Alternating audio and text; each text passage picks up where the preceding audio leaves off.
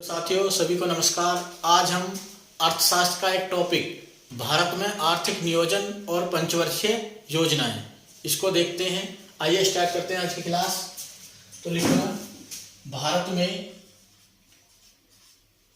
में आर्थिक नियोजन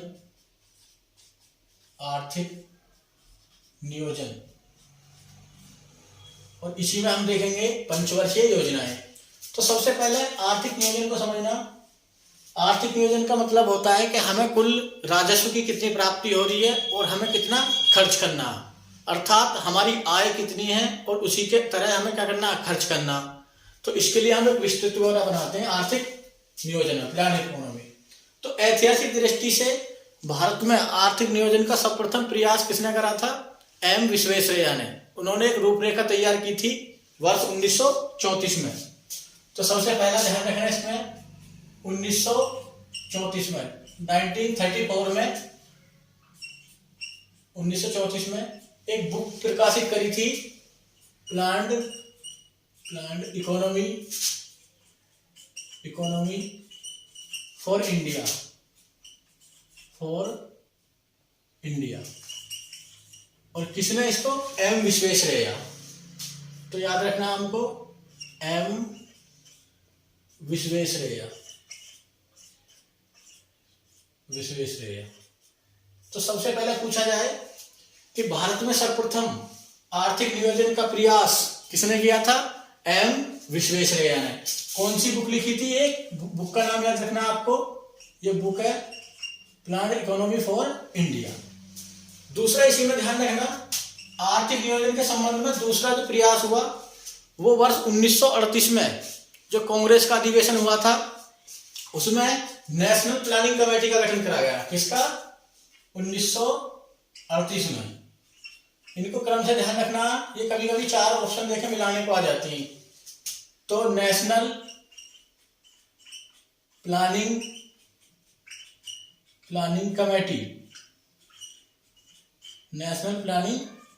कमेटी का गठन किया गया। और इसके अध्यक्ष पूछे जाते हैं। इसके अध्यक्ष किसको बनाया गया? जवाहरलाल नेहरू को।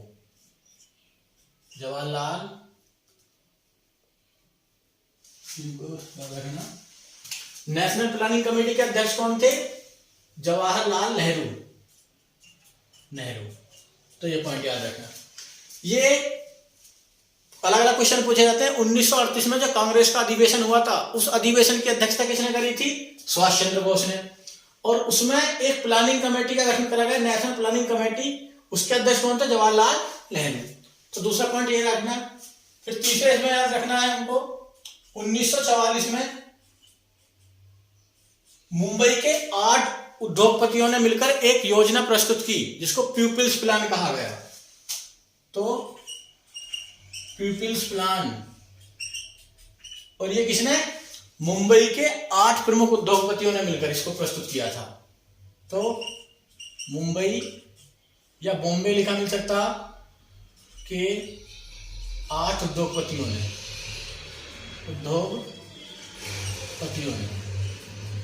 तो ये याद रखना, ये एक ही उद्योगपतियों ने। तो सबसे पहले भारत में आर्थिक नियोजन के लिए किसने प्रयास करा? एम विश्वेश्वरैया ने। एक बुक लिखी, प्लान्ड इकोनॉमी फॉर इंडिया। इस पुस्तक में अगले 10 वर्षों तक राष्ट्रीय आय को दुगना करने का क्या था? दुगना करने की बात कही गई थी। फिर 1938 में नेशनल प्लानिंग कमेटी का गठन करा गया, ये पूछा जाता है सवाल। और इसके अध्यक्ष कौन थे? जवाहरलाल नेहरू। फिर 1944 में पीपल्स प्लान यानी जनता की योजना आई, 8 उद्योगपतियों ने इसको प्रस्तुत करा। फिर चौथा ये सवाल पूछा था यूपीपीएससी 2016 में, क्या गांधीवादी योजना किसने प्रस्तुत करी थी? तो श्रीमान नारायण अग्रवाल ने। तो 1944 में गांधीवादी योजना आई। गांधीवादी योजना ये पूछा हुआ यूपीपीएससी 2016 में, गांधीवादी योजना। तो ये किसने? श्रीमान नारायण अग्रवाल, इन्होंने ये बुक योजना प्रस्तुत की थी। फिर इसी में हमको याद रखना है 1945 में एन राय ने कौन सी योजना प्रस्तुत करी? एम एन राय ने गांधी ये 1944 में पीपल्स प्लान, सॉरी ये थोड़ा यहाँ पर मिस्टेक हुई, ये यहाँ पर बॉम्बे प्लान, ये बॉम्बे प्लान के नाम से थी और ये थी पीपल्स प्लान के नाम से, पीपल्स प्लान नामक योजना प्रस्तुत करी। और ये किसने? एम एन राय, जिनका पूरा नाम क्या था? मनवेंद्र नाथ राय। तो ये याद रखना। और छठा इसमें याद रखना है आपको 1950 में जयप्रकाश नारायण ने सर्वोदय योजना प्रस्तुत की। किसने? जयप्रकाश नारायण। तो ये एग्जाम में कभी कभी ये चारों मिलाने के लिए आ जाते हैं, इसलिए मैंने इनको ऐसा लिखा है। तो हमको याद रखना है सबसे पहले प्लान्ड इकोनॉमी फॉर इंडिया नामक बुक किसने लिखी? एम विश्वेश्वरैया ने। दूसरा, नेशनल प्लानिंग कमेटी का गठन किस वर्ष हुआ? 1938 में। अध्यक्ष कौन थे? जवाहरलाल नेहरू। तीसरा, बॉम्बे प्लान किसने प्रस्तुत करा? मुंबई के 8 उद्योगपतियों ने मिलकर। गांधीवादी योजना श्रीमन नारायण अग्रवाल। फिर पीपल्स प्लान एम एन राय और सर्वोदय योजना जयप्रकाश नारायण। यहीं पर हमें ध्यान रखना है, कभी कभी एग्जाम में क्वेश्चन ये आता है कि सर्वोदय नामक शब्द सर्वप्रथम किसने दिया? तो सर्वोदय शब्द अगर पूछा जाए, नोट करके लिखना है इसको, नोट करके, सर्वोदय शब्द का सर्वप्रथम प्रयोग ये पूछा जाता है एग्जाम में क्वेश्चन। तो आप इसका आंसर दोगे विनोबा भावे।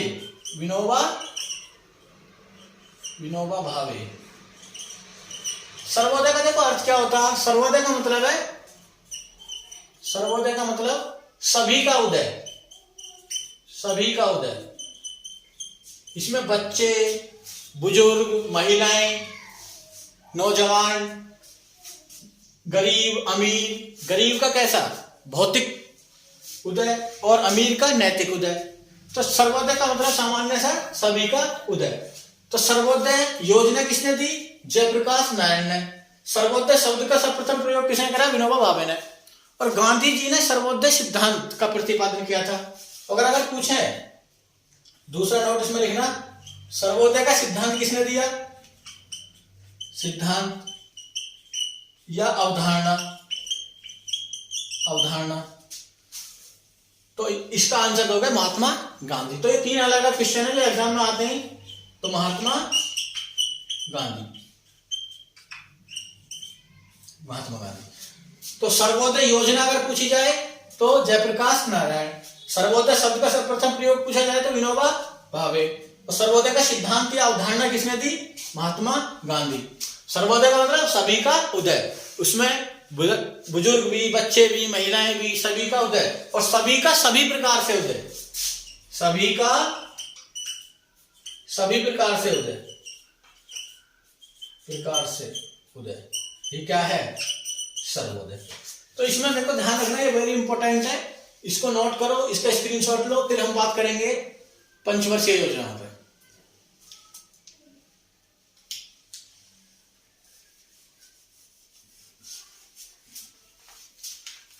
अब देखो हम पढ़ेंगे पंचवर्षीय योजनाएं। जब आर्थिक नियोजन का प्रयास 5 वर्ष के लिए होगा, कोई भी योजना 5 वर्ष के लिए बनाई जाएगी तो उसको बोलेंगे पंचवर्षीय योजना। और इसमें ध्यान रखना, दुनिया में पंचवर्षीय योजनाओं का कॉन्सेप्ट लाने वाला पहला देश था सोवियत संघ, जिसको हम बोलते हैं रूस। अब क्या है? रूस। तो ध्यान देना, ये क्वेश्चन पूछा जाता है कि दुनिया में सबसे पहले पंचवर्षीय योजनाएं किस देश में लागू की गई?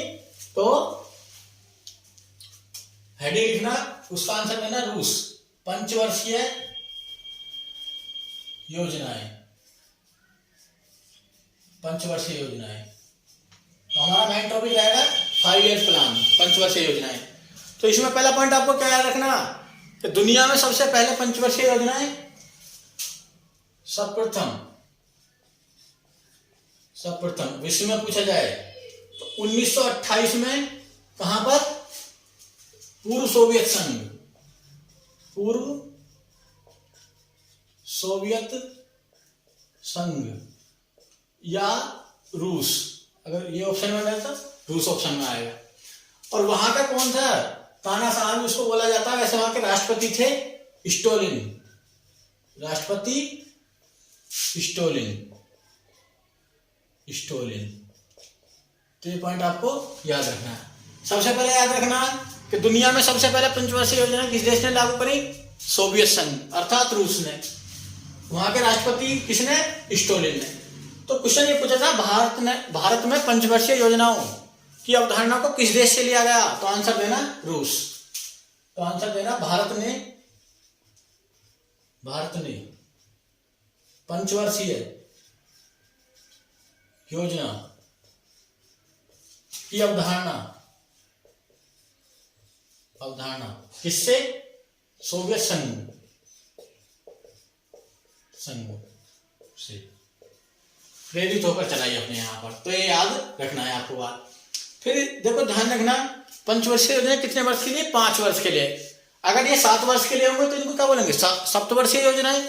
तो ये 5 वर्ष के लिए हम अपनी आमदनी कितनी है और हमारा खर्च कितना, इसकी हम क्या करते थे, इसकी योजना बनाते थे। इसलिए क्या बोला गया इसको, पंचवर्षीय योजना। किस देश से ली गई, सोवियत संघ। पहला क्वेश्चन यहीं पर पूछा जाएगा कि भारत का वित्तीय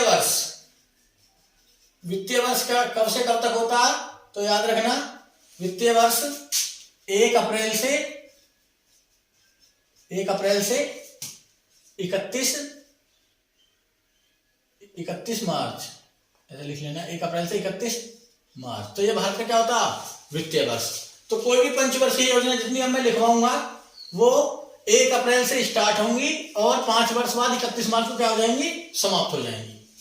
इसी में अगला पॉइंट याद रखना कि भारत में वर्ष 1951 से 2017 तक कितनी 12 पंचवर्षीय योजनाएं पूरी हो गई थी। उसके बाद इस कॉन्सेप्ट को समाप्त कर दिया गया है।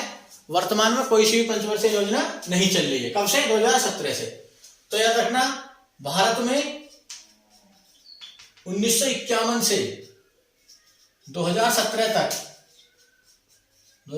तक कितनी पंचवर्षीय योजनाएं, 12 पंचवर्षीय योजनाएं पूर्ण हो गई थी। और अब इनको क्या कर दिया गया, बंद, अब इनको समाप्त कर दिया गया। तो ये पॉइंट याद रखना। अब इसी में हम समझेंगे कि पंचवर्षीय योजनाएं को कौन सी बॉडी बनाती थी, कौन सी बॉडी उसको अप्रूवल देती थी, उसका अनुमोदन करती थी। तो हमें इसके बारे में 2 संस्थाओं के बारे में जानना होगा। सबसे पहले ध्यान रखना, इसमें हम देखेंगे योजना आयोग के बारे में।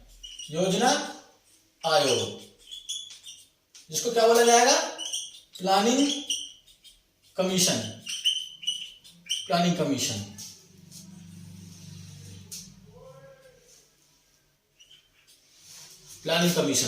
तो इसके बारे में पहला पॉइंट, इसकी स्थापना का वर्ष याद रखना है आपको। स्थापना 15 मार्च 1950 को की गई। तो पूछा जाए योजना आयोग की स्थापना कौन सी तारीख को और किस वर्ष की गई, 15 मार्च 1950। इसका काम क्या होता था, योजना आयोग का, प्लानिंग कमीशन का काम होता था कि देश के संसाधनों की पहचान करना और उनका क्या करना, अधिकतम सदुपयोग करना। तो पहला पॉइंट इसका याद रखना, पंचवर्षीय योजनाओं को बनाना, तैयार करना। पंचवर्षीय योजनाओं को तैयार करना। तो पूछा जाए पंचवर्षीय योजना कौन बनाता था, प्लानिंग कमीशन।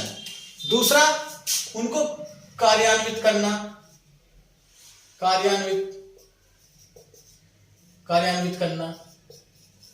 यानी इनको इंप्लीमेंट करना, एवं उनको विनियमित क्या करना, विनियमित करना, मतलब रेगुलेट करना, विनियमित करना। किसका होता था काम, योजना आयोग या प्लानिंग कमीशन का। इसमें ध्यान रखना, योजना आयोग में वैसे हम इसको पढ़ते हैं पॉलिटी के अंतर्गत डिटेल से, इतना ध्यान रखना इसके अंतर्गत एक अध्यक्ष होता था तो ये याद रखना, भारत का प्रधानमंत्री योजना आयोग का क्या होता था? पदेन अध्यक्ष। योजना आयोग का, योजना आयोग यानी प्लानिंग कमीशन, योजना आयोग का पदेन अध्यक्ष। पदेन मतलब एक्स ऑफिसो। इसका मतलब होता है एक्स ऑफिसो का कि वो भारत के प्रधानमंत्री हैं, इसलिए वो योजना आयोग के क्या है? अध्यक्ष बनेंगे। दूसरा ध्यान रखना इसमें, इसके अतिरिक्त एक उपाध्यक्ष होते थे, इसी में उपाध्यक्ष, एक अध्यक्ष और एक उपाध्यक्ष। तो पहले अगर अध्यक्ष पूछे जाए तो आंसर क्या दोगे? नेहरू जी, क्योंकि पहले प्रधानमंत्री कौन थे? नेहरू जी। और अगर पूछा जाए कि पहले उपाध्यक्ष कौन थे योजना आयोग के, तो गुलजारी लाल नंदा। गुलजारी लाल नंदा योजना आयोग के पहले क्या थे? उपाध्यक्ष। तो ये भी क्वेश्चन पूछा जा सकता है। तो ध्यान देना, फिर योजना आयोग के सदस्यों में जितने भी सभी राज्य थे या केंद्र शासित प्रदेश थे, तो सभी राज्यों के मुख्यमंत्री और केंद्र शासित प्रदेशों के क्या प्रशासक या आयुक्त क्या होंगे? योजना आयोग के सदस्य होते थे।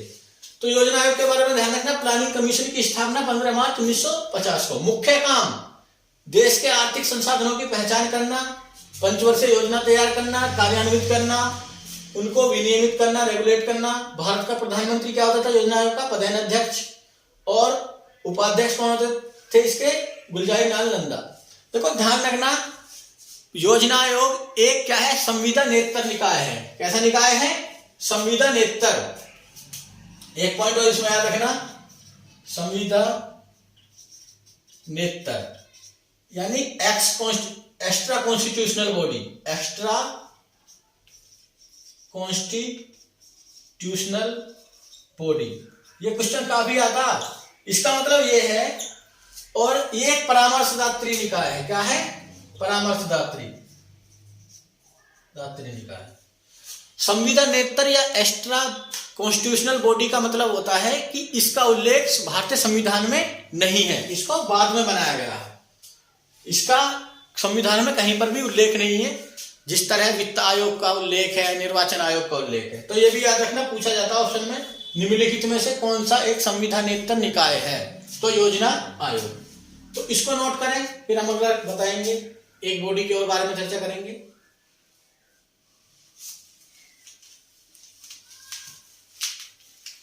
एक बॉडी जो हमको याद रखनी है, राष्ट्रीय विकास परिषद, national development commission, national development commission, NDC इसको शॉर्ट में बोलेंगे।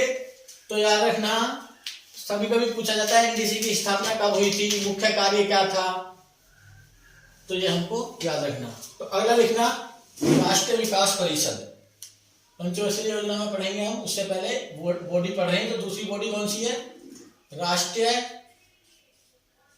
विकास परिषद। इसको बोलेंगे एनडीसी, नेशनल डेवलपमेंट काउंसिल। स्थापना पूछे अगर तो 6 अगस्त 1952, पूछा हुआ काफी एग्जाम में। 6 अगस्त 1952 को राष्ट्रीय विकास परिषद की स्थापना की गई थी। दूसरा इसके बारे में ध्यान रखना, पंचवर्षीय योजनाओं का अनुमोदन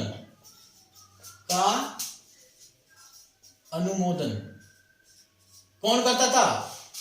एनडीसी। अनुमोदन मतलब अप्रूवल करना,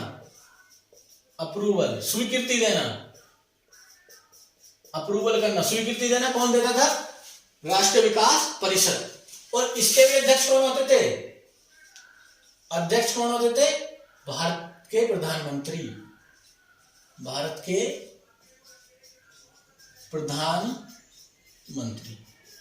तो अभी तक हमने जाना कि पंचवर्षीय योजनाओं को कौन तैयार करेगा भारत में? योजना आयोग या प्लानिंग कमीशन। और उनको अप्रूवल कौन देगा? राष्ट्रीय विकास परिषद। दोनों के अध्यक्ष कौन होंगे? भारत के प्रधानमंत्री। यहीं पर हमने जाना भारत पहले एनडीसी के अध्यक्ष या योजना आयोग के अध्यक्ष कौन थे? जवाहरलाल नेहरू। और दूसरा इसमें ध्यान रखना, योजना आयोग के पहले उपाध्यक्ष पूछे जाते हैं, गुलजारी लाल नंदा। दोनों की स्थापना का वर्ष ध्यान रखना। और याद रखना वित्तीय वर्ष कब से कब तक? 1 अप्रैल से 31 मार्च तक। तो हम एक एक पंचवर्षीय योजना को देखेंगे। जो हमने बताया है कि 1951 से लेकर 2017 तक कितनी 12 पंचवर्षीय योजनाएं चलाई गई हैं भारत में। तो हम एक एक के बारे में जानेंगे। तो सबसे पहले लिखना प्रथम पंचवर्षीय योजना। पहला कौन सी? प्रथम, हेडिंग लिखना प्रथम पंचवर्षीय योजना। 1 अप्रैल 1951 से 31 मार्च 1956। अब ध्यान देना, मैं इसी बार लिखूंगा 1 अप्रैल, ये 31 मार्च, फिर हम डायरेक्टली लिखेंगे ईयर टू ईयर। आप समझ जाना कि 1 अप्रैल को चालू हुई है और 31 मार्च को क्या हुई है? समाप्त हुई है। तो प्रथम पंचवर्षीय योजना सबसे पहले पूछा जाता कि ये किस मॉडल पर आधारित थी और इस पर किस विषय पर ज्यादा फोकस करा गया। तो दोनों क्वेश्चन याद रखना। पहला क्वेश्चन हेराल्ड डोमर मॉडल पर आधारित थी। हेराल्ड डोमर मॉडल पर आधारित। तो पहला क्वेश्चन ये वाला हो जाएगा। दूसरा, इस पंचवर्षीय योजना में कृषि मुख्य विषय क्या था? कृषि को बढ़ावा देना, कृषि तथा सिंचाई, कृषि तथा सिंचाई को बढ़ावा देना इस पंचवर्षीय योजना यानी प्रथम पंचवर्षीय योजना का प्रमुख उद्देश्य था।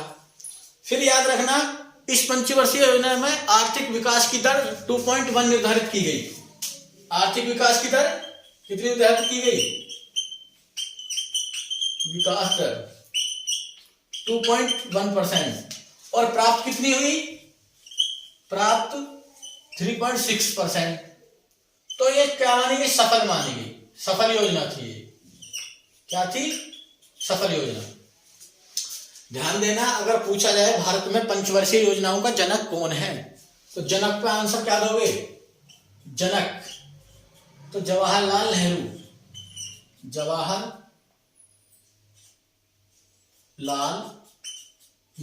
कहां पर? भारत में। और विश्व में स्टोलिन, रूस के राष्ट्रपति स्टोलिन। पंचवर्षीय योजनाओं का अनुमोदन करना, ये सब।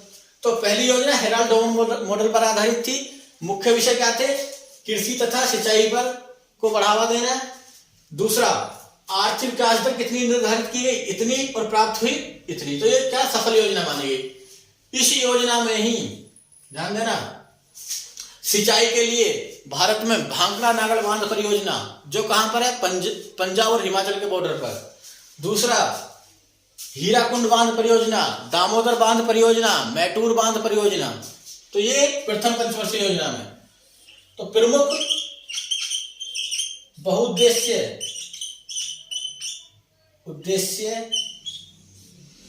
घाटी परियोजना।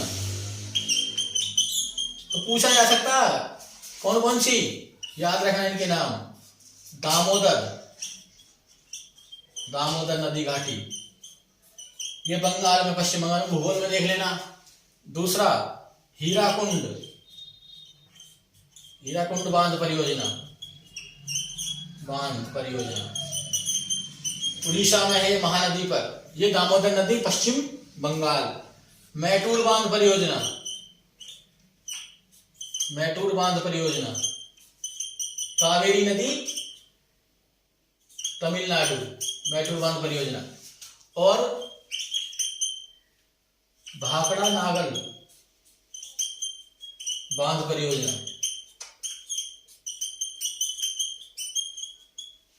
ये हिमाचल प्रदेश और पंजाब में है, सतलज नदी पर। तो इन सिंचाई और बहुउद्देश्य परियोजनाओं को किस पंचवर्षीय योजना के दौरान लाया गया?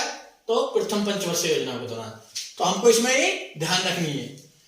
अब प्रथम पंचवर्षीय योजनाओं में हमें अभी हम प्रथम पंचवर्षीय योजनाओं के बारे में पढ़ेंगे, इसको नोट करें। इस योजना के दौरान ही पूछा जाता सवाल कि विनोबा भावे द्वारा एक आंदोलन चलाया गया, भूदान आंदोलन, किसी पंचवर्षीय योजना के दौरान चलाया गया था?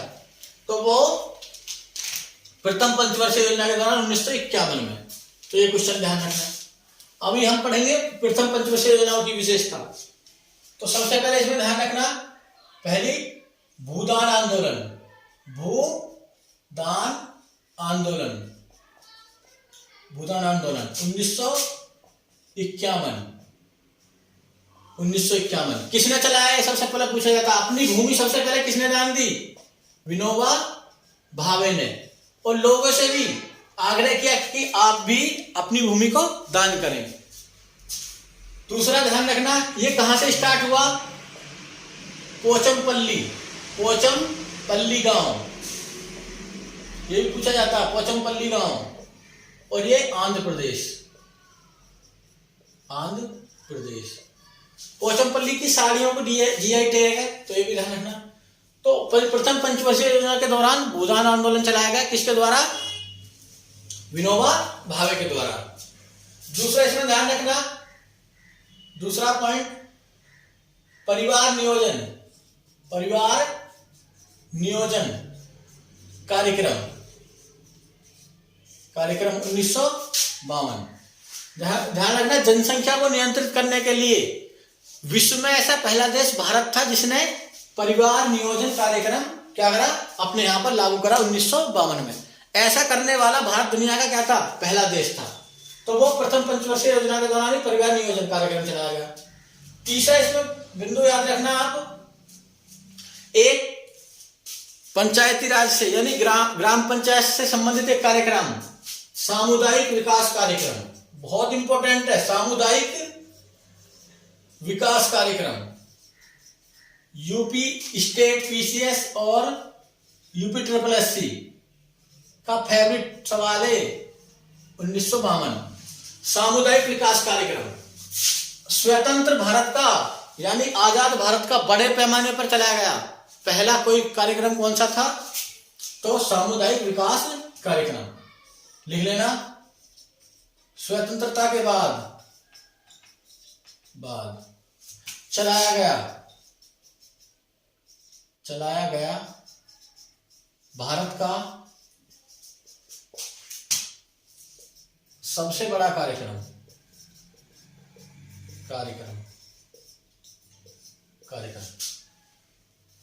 तो कौन सा था? सामुदायिक विकास कार्यक्रम।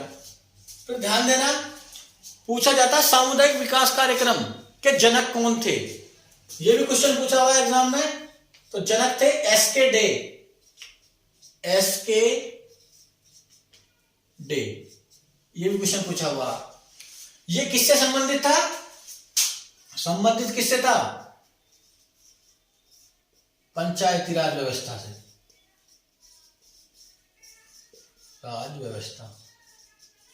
व्यवस्था से यानी स्थानीय स्वशासन से। ध्यान देना, उस समय ये ग्राम प्रधान वाला जो सिस्टम है उस समय नहीं था आजादी के बाद। तो उस समय एक सरकारी व्यक्ति को नियुक्त करके कहां? गांव में भेजा जाता था। वही उस गांव के क्या करता था? उसकी योजनाएं बनाना। गांव के जो आज प्रधान के गांव होते हैं उन गांवों को कौन करता था? जो सामुदायिक विकास कार्यक्रम के अंतर्गत व्यक्ति को सरकार द्वारा भेजा गया है। और ये क्या रहा? असफल कार्यक्रम रहा। ये भी पूछा जाता है। तभी तो भारत में क्या लाना पड़ा? पंचायती राज व्यवस्था को लाया गया। तो ये असफल कार्यक्रम था, सामुदायिक विकास कार्यक्रम। तो ये था कौन सा? प्रथम पंचवर्षीय योजना के दौरान जितनी भी कार्य घटनाएं घटित हुई।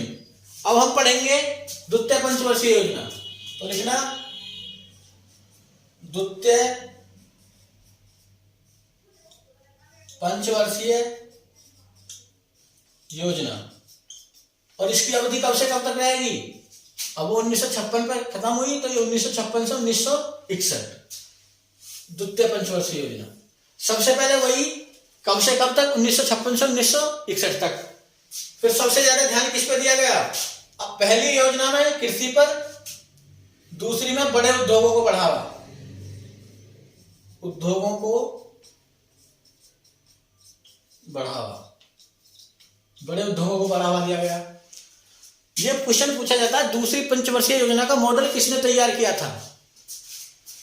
तो ध्यान देना, मॉडल किसने तैयार किया? प्रशांत चंद महानवोलिस। या इसको पीसी महानवोलिस के नाम से भी कभी कभी आ जाता है। तो दूसरी पंचवर्षीय योजना प्रशांत चंद महानवोलिस मॉडल पर आधारित थी। और किसको? बड़े उद्योगों को बढ़ावा दिया गया। ध्यान देना, इसी पंचवर्षीय योजना के तहत दुर्गापुर इस्पात कारखाना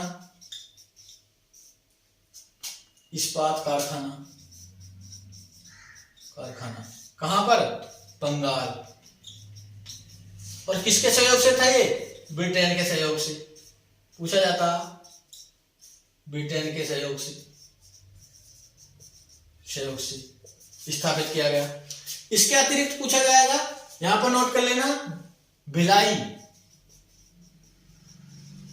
इस्पात कारखाना, ये बड़े उद्योग थे। कारखाना भिलाई कहां पर? छत्तीसगढ़। और सहयोग देश पूछा जाए तो जर्मनी। किसके सहयोग से? जर्मनी।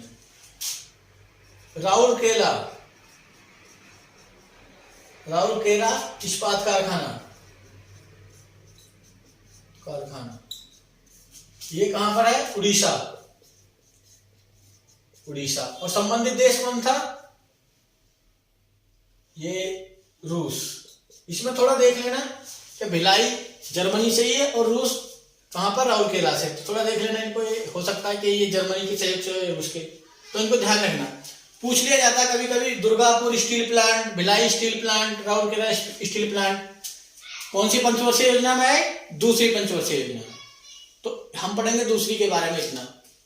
अब इसको नोट डाउन करें, फिर हम तीसरी पंचवर्षीय योजना के बारे में पढ़ते हैं।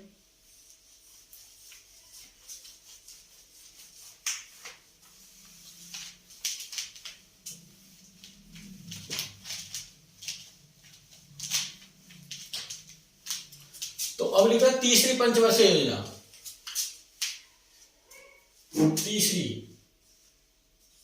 तीसरी पंचवर्षीय योजना।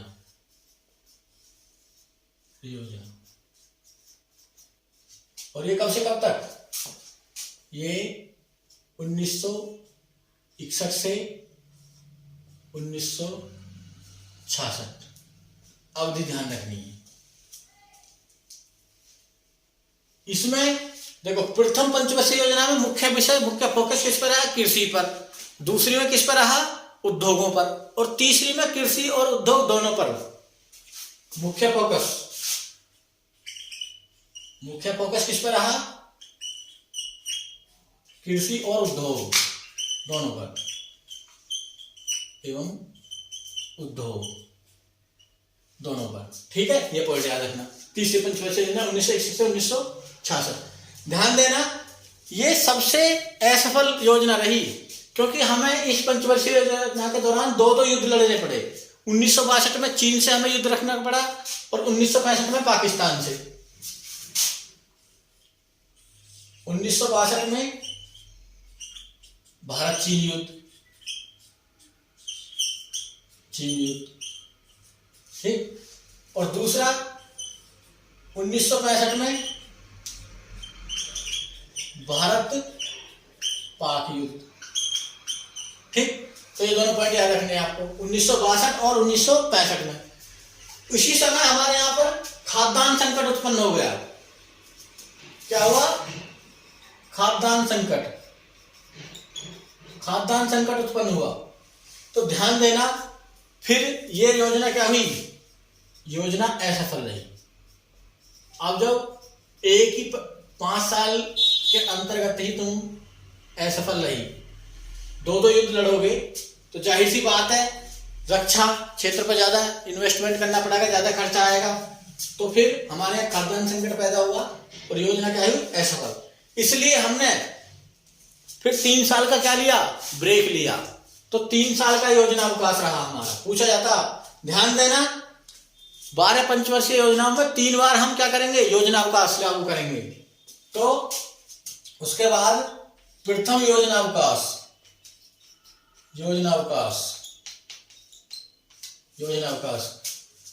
1966 से 1967, फिर 1967 से 1968 और फिर 1968 से 1969। तो ये क्या था, प्रथम योजना अवकाश। पूछा जा सकता।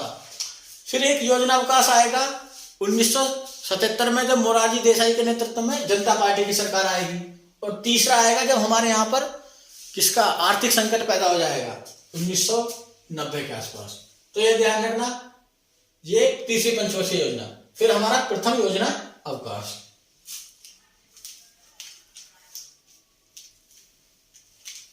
इसमें है जो आपको ध्यान रखना है अगला, चौथी पंचवर्षीय योजना।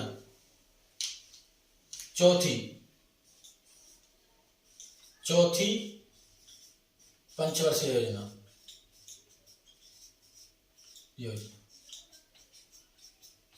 और ये कब से कब तक, ये रहेगी 1969 से 1974। ध्यान देना एक बात, पहले हम चौथी पंचवर्षीय योजना को पढ़ें, इससे पहले हम एक पॉइंट देख लेते हैं। जब भारत में योजना अवकाश था, कोई सी भी योजना नहीं चल रही थी, प्रधानमंत्री कौन थे, लाल बहादुर शास्त्री। तो उस समय भारत में हरित क्रांति की शुरुआत हुई। हरित क्रांति जो खाद्यान्न यानी फसल उत्पादन बढ़ाने के लिए लाई गई थी 1966-67 में। तो ये पॉइंट ध्यान रखना, भारत में हरित क्रांति की शुरुआत किसके दौरान हुई, योजना अवकाश के दौरान। ये पॉइंट ध्यान रखना। और भारत में हरित क्रांति के जनक कौन थे, MS स्वामीनाथन। और सबसे पहले इस योजना का ट्रायल कहां पर, पंजाब और पश्चिमी उत्तर प्रदेश में करा गया। अगर पूछा जाए सबसे पहले कहां पर, पंजाब एंड पश्चिमी यूपी उत्तर प्रदेश। तो ये भी ध्यान रखना पॉइंट। फिर विश्व में अगर पूछा जाए, विश्व में हरित क्रांति का जनक कौन था, नॉर्मन बोरलॉग। तो ये क्वेश्चन याद रखना आपको। ये नॉर्वे के निवासी थे, वैसे ये अमेरिका में रहते थे। और किस देश से करी थी, मैक्सिको से। मैक्सिको, ध्यान देना, ये सब क्वेश्चन याद रखना। बताया जाता है कि इससे हमारा गेहूं और चावल का तो उत्पादन बढ़ा, परंतु दलहन यानी दलहनी फसलों पर हरित क्रांति का क्या रहा, नेगेटिव प्रभाव रहा। तो ये सब पॉइंट याद रखना। और हरित क्रांति शब्द किसने दिया था, विलियम गॉर्ड ने ये शब्द दिया था। तो ये अलग क्वेश्चन पूछा जाता कि हरित क्रांति, ग्रीन रेवोल्यूशन नामक शब्द किसने दिया, विलियम गॉर्ड। भारत में हरित क्रांति के जनक MS स्वामीनाथन। कहां पर स्टार्ट की गई, पंजाब और पश्चिमी यूपी। विश्व में हरित क्रांति कहां से, मैक्सिको से स्टार्ट। विश्व में जनक नॉर्मन बोरलॉग। तो ये याद रखना है। अब हम पढ़ेंगे चौथी पंचवर्षीय योजना। इसके दौरान ध्यान रखना इंपॉर्टेंट है। ये सबसे पहले याद रखना है कि इसका विषय क्या था, स्थिरता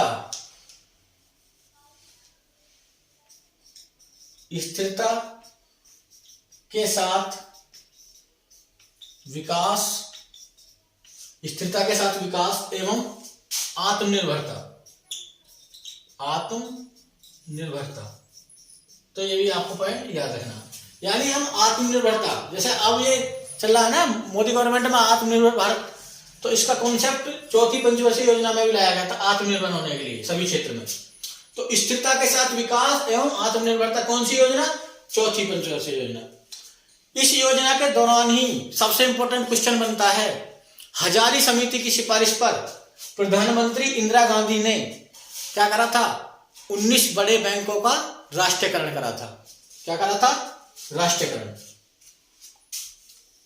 सॉरी 14 बड़े बैंकों का, ध्यान रखना पॉइंट,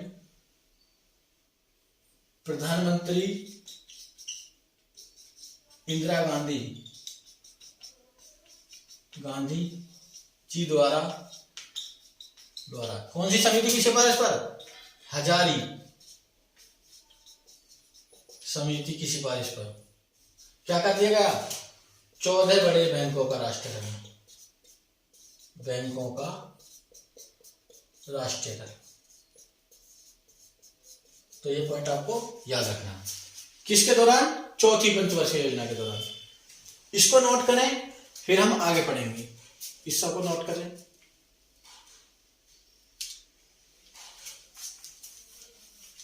अब हम पढ़ेंगे पांचवी पंचवर्षीय योजना के बारे में। देखो ध्यान देना, एक बार फिर पांचवी पंचवर्षीय योजना में कृषि को प्राथमिकता दी गई। उसके साथ साथ गरीबी हटाओ का क्या दिया गया? नारा। सबसे इंपॉर्टेंट क्वेश्चन पांचवी पंचवर्षीय योजना का, कि गरीबी हटाओ का नारा किस योजना में दिया गया? इंदिरा गांधी जी द्वारा चौथी पंचवर्षीय योजना के दौरान। तो ध्यान रखना इसमें, पांचवी पंचवर्षीय योजना, पांचवी पंचवर्षीय योजना। और अवधि कब से कब तक? इसकी अवधि 1974 से 1978। इसका मतलब क्या? ये योजना पूरे 5 वर्ष नहीं चली। एकमात्र ऐसी योजना जो क्या हो गई, समय से पहले ही क्या हो गई, समाप्त हो गई। तो ध्यान देना इसमें, पहला पॉइंट, प्राथमिकता किसको दी गई? कृषि को प्राथमिकता दी गई। साथ ही साथ एंड गरीबी को कम करना, ये इसके मुख्य विषय रहे। दूसरा पॉइंट ध्यान रखना, ये इंदिरा गांधी जी द्वारा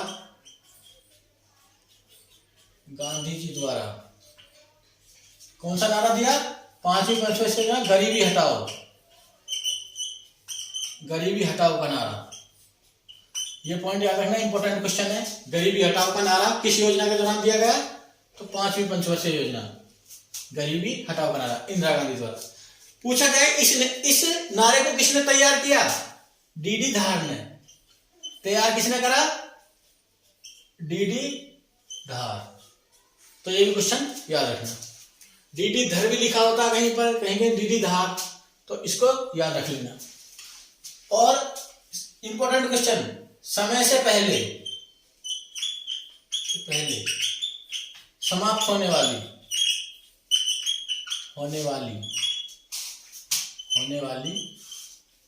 एकमात्र योजना कौन सी? पांचवी पंचवर्षीय योजना। तो इसको भी आप याद रखना। उसके बाद सत्ता में परिवर्तन होता है। कांग्रेस पहली बार चुनाव में क्या होती है? 1977 में हार जाती है और जनसंघ पार्टी की सरकार बनती है, जिसके थ्रू प्रधानमंत्री कौन बनते हैं? मोरारजी देसाई। तो याद रखना 1977 में क्या घटना होगी? जनसंघ पार्टी की सरकार और पीएम कौन बनेंगे? प्रधानमंत्री बनेंगे भारत के मोरारजी देसाई। ये भारत के क्या बनेंगे? प्रधानमंत्री। तो वो क्या काम करेंगे? इस पंचवर्षीय योजना को 1 साल पहले ही खत्म कर देंगे। उसके बाद ये एक नया प्लान लेकर आएंगे, रोलिंग प्लान, अनवरत योजना। तो उसके बाद 2 साल तक 1978 में वो समाप्त हुई, 78 से 79 और 1979 से 1980। तो ये क्या रहा है? दूसरा योजना अवकाश रहा। कितने अवकाश है? टोटल 3। तो दूसरा योजना अवकाश 1978 से 1979 से 80। और इस समय क्या हुआ? एक अनवरत योजना, जिसको क्या बोलते हैं इंग्लिश में? रोलिंग प्लान, अनवरत योजना। लागू की गई योजना। अनुवर्ती योजना का देखो क्या होता है, इसका कोई टाइम निर्धारित नहीं होता कि कितने वर्ष तक चलेगी। इसका लक्ष्य कोई निर्धारित नहीं होता, लक्ष्य निर्धारित नहीं होता, परंतु फिर भी हर वर्ष इसकी क्या कर दी जाती है, प्रत्येक वर्ष समीक्षा की जाती है, प्रत्येक वर्ष समीक्षा की जाती है, तो ये याद रखना। तो ये थी कौन सी, 5वीं पंचवर्षीय योजना और योजना अवकाश। अब ध्यान रखना 1980 में फिर सत्ता में परिवर्तन होता है, कांग्रेस की सरकार आती है और भारत की प्रधानमंत्री बनती है इंदिरा गांधी। तो फिर से वो पंचवर्षीय योजना को क्या कर देंगे, 1980 में फिर से स्टार्ट कर देंगी। तो हम पढ़ेंगे अब 6ठी पंचवर्षीय योजना।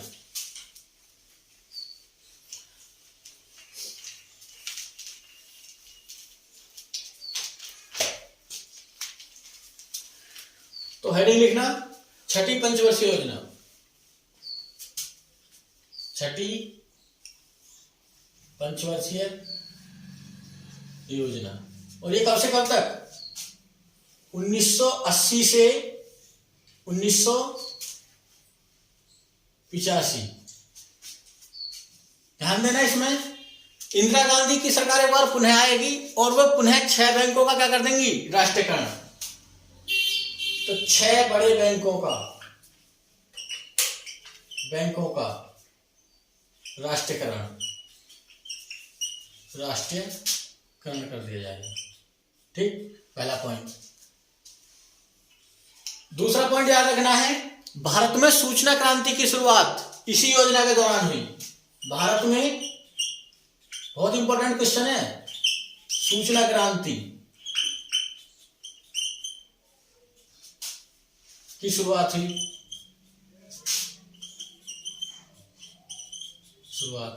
और सूचना क्रांति का जनक किसको बोला जाता, सैम पित्रोदा। जनक कौन है, पूछा जाता है एग्जाम में क्वेश्चन, सैम पित्रोदा। तो भारत में सूचना क्रांति के क्या है, जनक। इंपॉर्टेंट क्वेश्चन है, पूछा गया। भारत में सूचना क्रांति की शुरुआत कौन सी योजना, 6ठी पंचवर्षीय योजना, और इसमें जनक कौन है इसके, सैम पित्रोदा। अगली याद रखनी है हमको 7वीं पंचवर्षीय योजना, 7वीं पंचवर्षीय योजना। और ये कब से कब तक, 1985 से 1990। ये 7वीं पंचवर्षीय योजना 1985 से 1990। देखो ध्यान देना, इसी समय भारत आर्थिक संकट से गुजर रहा था, तो भारत में आर्थिक सुधार के क्या हुआ, प्रारंभ हुआ। भारत में आर्थिक सुधार के प्रयास किए गए।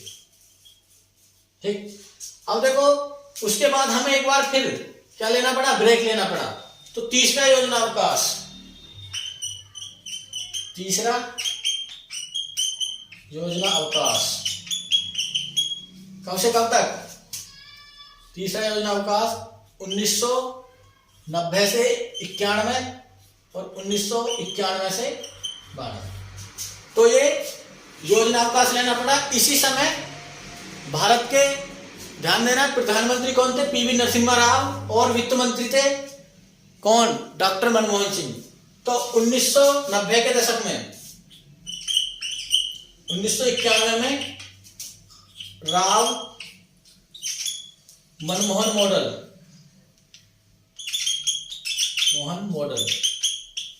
जो भारत में आर्थिक सुधार था उसका क्या नाम दिया गया, राव मनमोहन मॉडल, आर्थिक सुधार। और इस समय क्या है, 3 कॉन्सेप्ट, एलपीजी मॉडल आया, एलपीजी मॉडल। इसका मतलब है लिबरलाइजेशन, प्राइवेटाइजेशन और ग्लोबलाइजेशन, ये 3 टर्म, यानी उदारीकरण,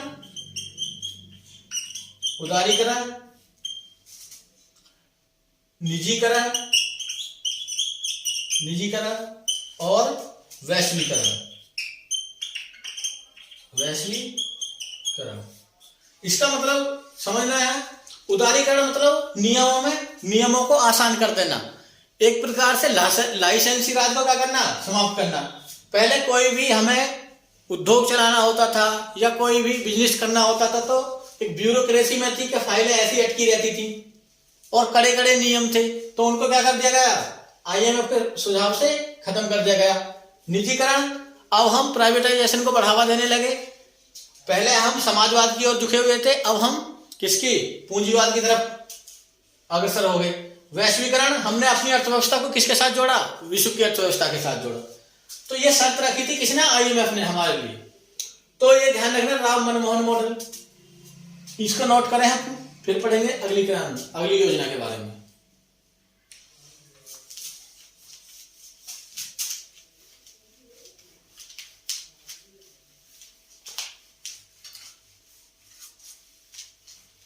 तो हम पढ़ेंगे अब 8वीं पंचवर्षीय योजना।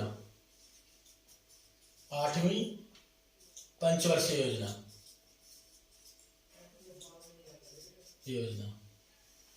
ये कब से कब तक, 1992 से 1997।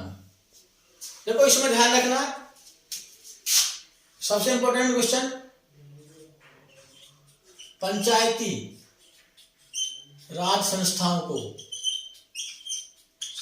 को क्या दिया गया, संवैधानिक दर्जा दिया गया। 73वें संविधान द्वारा 73वां संविधान संशोधन, तो इसमें ग्राम पंचायतों को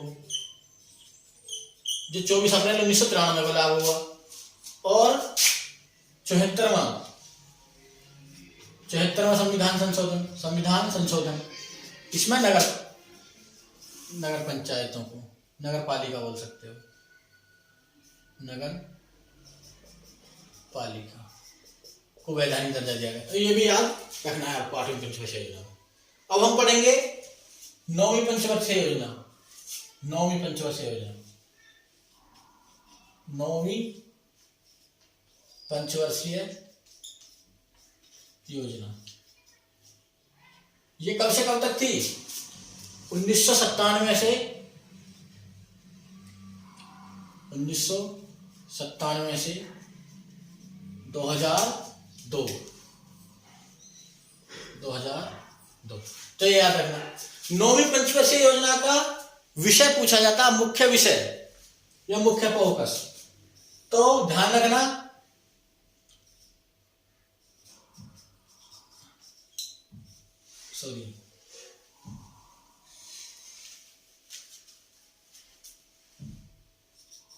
सामाजिक न्याय के साथ सामाजिक न्याय एवं स्वतंत्रता के साथ सतत विकास इंपॉर्टेंट है, पूछा जाता है कि ये किस पंचवर्षीय योजना का क्या था, मुख्य विषय था, सामाजिक न्याय एवं स्वतंत्रता के साथ सतत विकास, 9वीं पंचवर्षीय योजना। इसके बारे में हमें ज्यादा और कुछ पढ़ना नहीं है। 10वीं देखना, कुछ हम इसमें आइडिया लगाएंगे कि 1997 से 2002 के बीच क्या घटनाएं हुई। जैसे भारत ने दूसरा परमाणु परीक्षण करा, तो इनको नोट कर लेना अगर करना चाहो तो। दूसरा परमाणु परीक्षण हुआ, ये घटनाएं अगर हमको याद हैं तो हम उसको पंचवर्षीय योजनाओं में क्या कर देंगे, रिलेट कर देंगे। कारगिल युद्ध हुआ 1999 में पाकिस्तान के साथ, 1999 में, तो ये भी ध्यान रखना, हम रिलेट कर सकते हैं। 10वीं पंचवर्षीय योजना, 10वीं पंचवर्षीय योजना ये कब से कब तक, 2002 से 2007, 2002 से 2007। देखो ध्यान रखना, 10वीं पंचवर्षीय योजना के दौरान ही क्या सूचना का अधिकार लागू हुआ। लागू। RTI मतलब सरकारी के कार्यों के बारे में किसी भी व्यक्ति को जानकारी लेने का क्या है, अधिकार। ये कब, 12 अक्टूबर 2005 को लागू संपूर्ण देश में। और ध्यान रखना, एक बार दिल्ली पुलिस में क्वेश्चन पूछा गया था, सूचना के अधिकार आंदोलन का जनक कौन है? तो सूचना के अधिकार आंदोलन का जनक, ये बहुत इंपॉर्टेंट क्वेश्चन है, अरुणा राय। अरुणा राय तो इंपॉर्टेंट है, अरुणा राय, ये नाम ध्यान रखना, अरुणा राय। इन्होंने, इसमें निखिल देवी थे, इन्होंने ही सर्वप्रथम इसकी मांग करी थी कि जब हम देश के नागरिक क्या करते हैं, टैक्स पे करते हैं, तो हमें सरकार की नीतियों और योजनाओं के बारे में क्या होनी चाहिए, जानकारी। हमारा ये क्या होना चाहिए, फंडामेंटल राइट। तो सूचना का अधिकार RTI कब लागू हुआ, 12 अक्टूबर 2005 को। और इसके जनक कौन है, अरुणा राय। कौन सी योजना, 10वीं पंचवर्षीय योजना। इसको नोट करें, फिर हम पढ़ेंगे 11वीं और 12वीं। अब देखो ध्यान रखना, अभी तक पेपर में 11वीं और 12वीं पंचवर्षीय योजना से, 11वीं और 12वीं पंचवर्षीय योजना से क्या पूछा गया, केवल उनका मुख्य विषय पूछा गया। तो ध्यान रखना, 11वीं पंचवर्षीय योजना,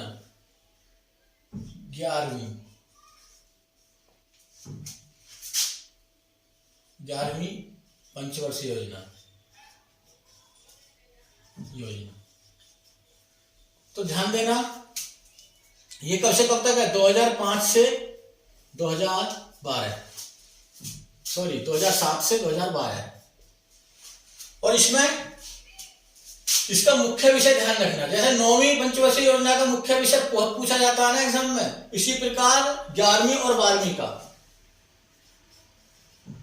तीव्र समग्र विकास, यानी तेजी से सभी का विकास, सभी क्षेत्रों में विकास, ये था 11वीं पंचवर्षीय योजना का। 12वीं पंचवर्षीय योजना,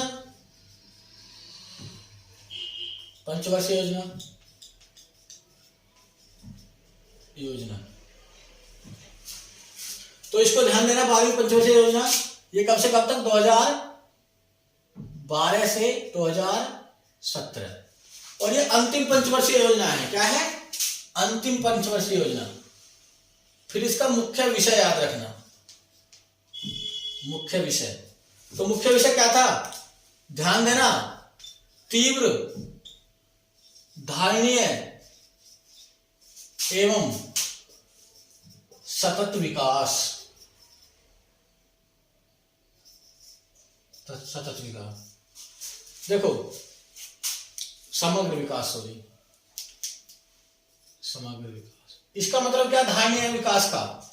देखो धारणीय विकास या सतत विकास बोला जाता है कि हम जितने भी हमारे संसाधन है उनका उस प्रकार से प्रयोग करें कि आने वाली जो पीढ़ी है उसके लिए भी क्या रहे, वो शेष रहे। ऐसा ना हो कि सभी संसाधनों का हम ही उपयोग कर लें। तो ऐसे विकास को बोला जाता है धारणीय विकास। तो जिसमें हम आर्थिक संसाधनों और भविष्य की पीढ़ी को ध्यान में रखते हुए विकास करते हैं, ऐसा विकास क्या है, सतत विकास या धारणीय विकास। इसको ही क्या बोला जाता है, सतत विकास। इसी का एक नाम है सतत विकास। तो ये बहुत पूछा जाता है, तीव्र, धारणीय एवं समग्र विकास किस योजना का नारा था या मुख्य विषय था, 12वीं पंचवर्षीय योजना का। अब इसी में हमको जानना, अब ध्यान रखना, जो योजना आयोग था इसको वर्ष 2014 में जो 15 अगस्त को प्रधानमंत्री मोदी जी द्वारा यह घोषणा कर दी गई कि अब योजना आयोग को समाप्त किया जाएगा और इसकी जगह एक नई बॉडी लाई जाएगी, नीति आयोग। तो इसके बारे में थोड़ा सा जान लेना, NITI Aayog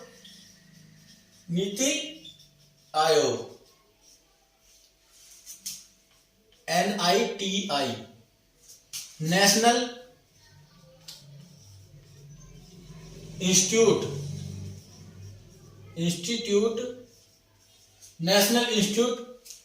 for transforming India. Forming India, ये भी ध्यान रखना।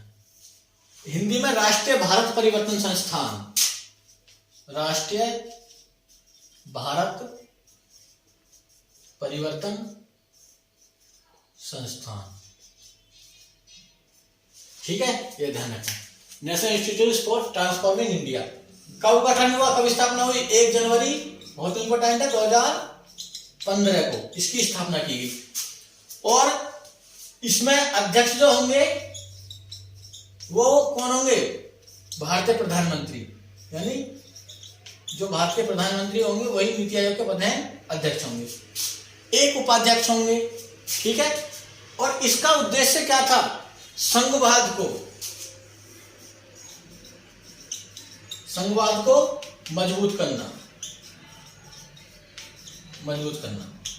मतलब कि योजना, अगर कोई भी डिसीजन हो तो नीति आयोग में राज्यों की भी क्या हो? भागीदारी हो, यानी संघवाद को बढ़ावा देना या मजबूत करना, ये भी लिख सकते हो, बढ़ावा देना। तो आज की क्लास में हमने क्या देखी? आर्थिक नियोजन से संबंधित कुछ पहले योजनाएं देखी, जैसे गांधीवादी योजना, पीपल्स प्लान, बॉम्बे प्लान। उसके बाद हमने देखा पंचवर्षीय योजनाएं विश्व में कहाँ स्टार्ट हुई, भारत में पंचवर्षीय योजनाएं किसने तैयार करी, फिर कब इनको समाप्त कर दिया गया। तो हमने 12 पंचवर्षीय योजना के बारे में क्या पढ़ा? हल्का हल्का पढ़ा है। ध्यान रखना, यहाँ से क्वेश्चन बनने की पूरी संभावना है, तो इनको अच्छे से तैयार करना। फिर नीति आयोग के बारे में हमने जाना थोड़ा बहुत, तो इसको भी याद रखना आपको, कब स्थापना हुई। तो आज की क्लास में हम इतना ही रहने देंगे। सभी को धन्यवाद।